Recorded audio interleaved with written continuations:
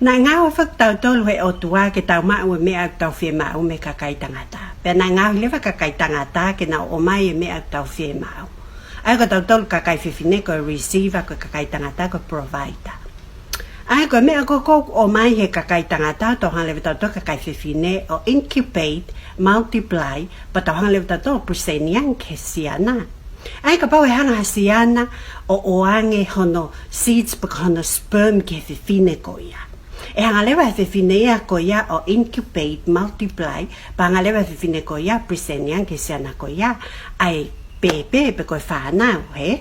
Au ni hanga ia li ngai tu oua foi seeds ko ia po foi sperm ko ia.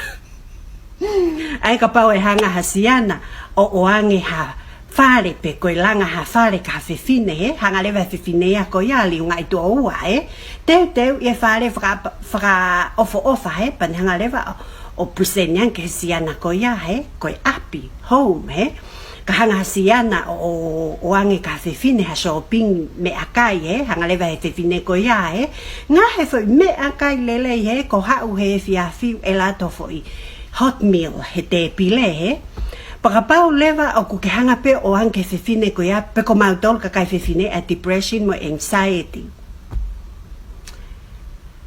Gentlemen, we still love you, eh? But we're gonna return the favor triple. Ko ia eh? Toki alu ko complain ko u friend mo me ako asu ko te fe ala ki api ite ita ko Malia o ku ia pa ku au pehe.